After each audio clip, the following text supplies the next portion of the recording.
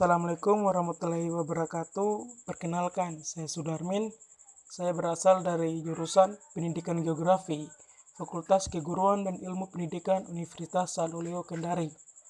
Pada video kali ini, saya akan menjelaskan tentang langkah-langkah penyusunan perencanaan pembelajaran serta cara menyusun atau membuat rencana perencanaan pembelajaran atau RPP.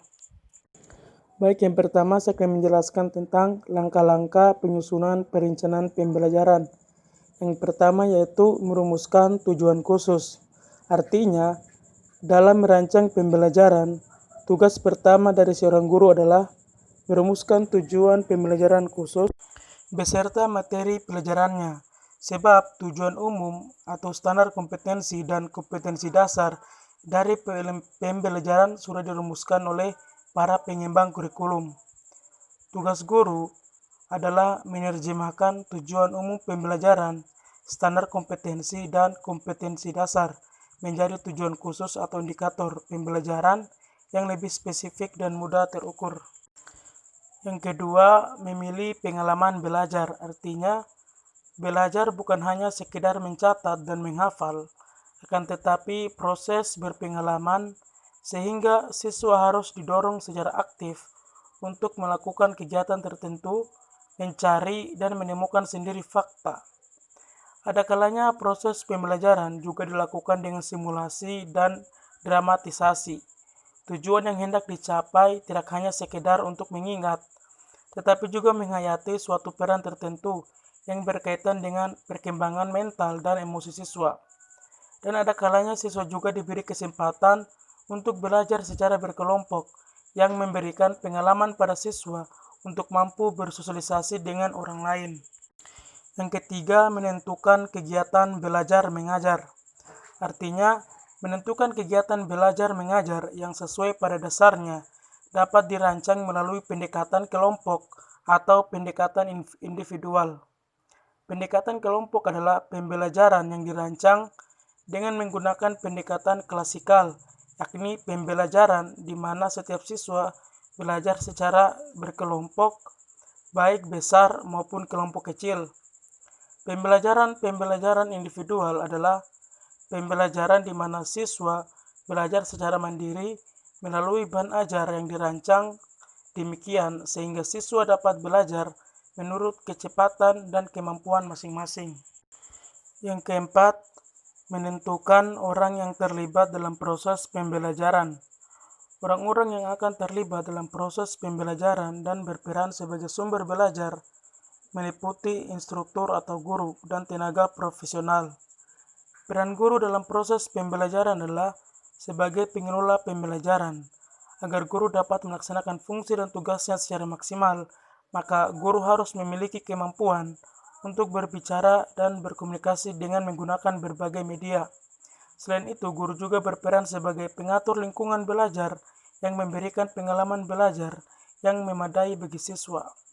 Dan guru dituntut untuk dapat mendesain dan mengatur lingkungan agar siswa dapat belajar dengan penuh semangat sesuai dengan gaya belajarnya masing-masing.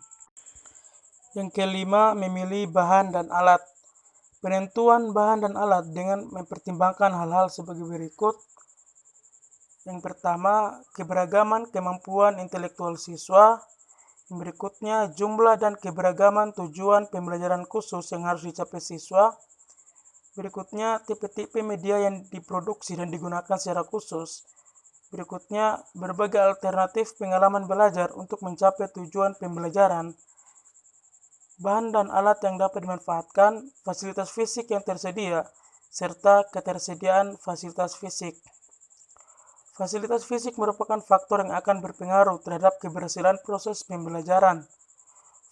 Fasilitas fisik meliputi ruangan kelas, pusat media, laboratorium, dan lain-lain. Guru dan siswa akan bekerja sama menggunakan bahan pelajaran, memanfaatkan alat, dan berdiskusi, dan lain-lain sebagainya. Kesemuanya itu dapat digunakan melalui proses perencanaan yang matang, melalui pengaturan secara profesional, termasuk adanya dukungan finansial sesuai dengan kebutuhan. Yang terakhir adalah perencanaan, evaluasi, dan pengembangan. Artinya, prosedur evaluasi merupakan faktor penting dalam perencanaan pembelajaran, sebab dengan evaluasi akan dapat dilihat keberhasilan pengolahan pembelajaran dan keberhasilan siswa mencapai tujuan pembelajaran.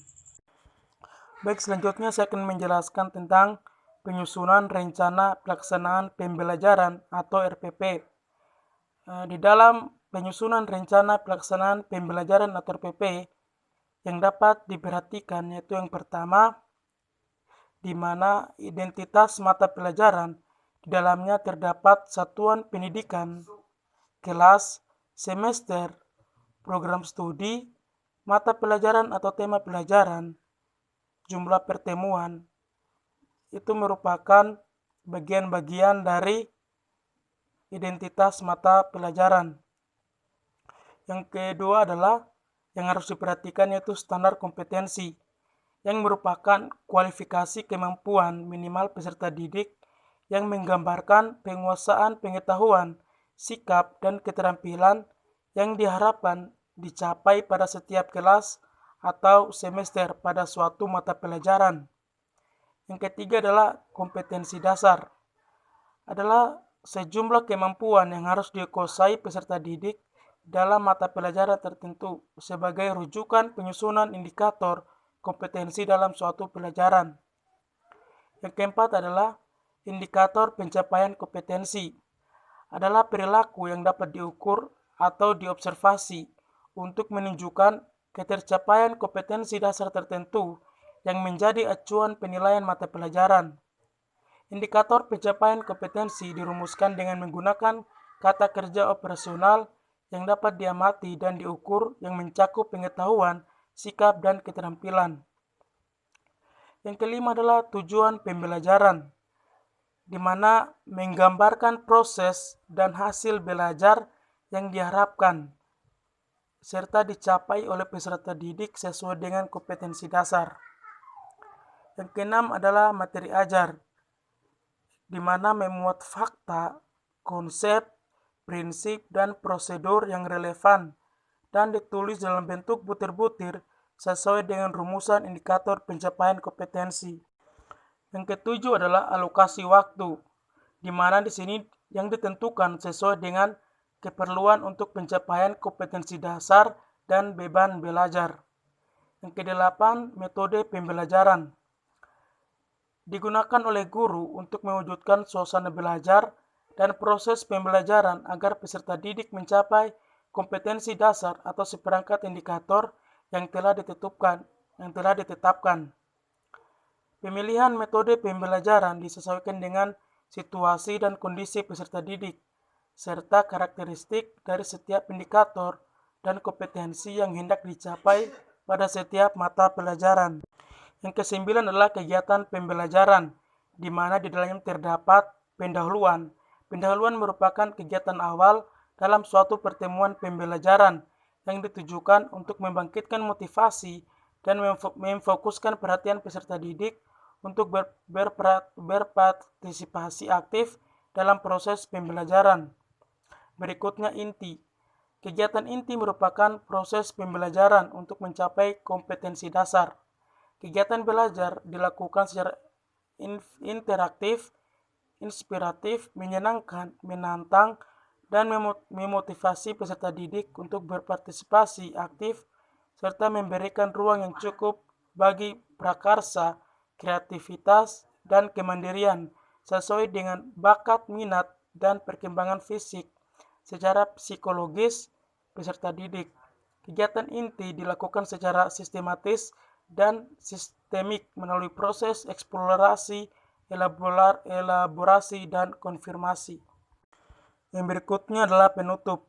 Penutup merupakan kegiatan yang dilakukan untuk mengakhiri aktivitas pembelajaran yang dapat dilakukan dalam bentuk rangkuman atau kesimpulan, penilaian, dan refleksi, umpan balik, dan tindak lanjut. Yang ke-10 adalah penilaian hasil belajar. Prosedur dan instrumen penilaian, proses, dan hasil belajar disesuaikan dengan indikator pencapaian kompetensi dan mengacu pada standar penilaian. Dan yang ke-11 atau yang terakhir adalah sumber belajar. Penentuan sumber belajar didasarkan pada standar kompetensi dan kompetensi dasar serta materi ajar, kegiatan pembelajaran, dan indikator pencapaian kompetensi. Baik, itulah penjelasan mengenai perencanaan pembelajaran dan rencana pelaksanaan pembelajaran atau RPP. Semoga video tadi dapat membantu kita mengenai rencana pembelajaran serta rencana pelaksanaan pembelajaran.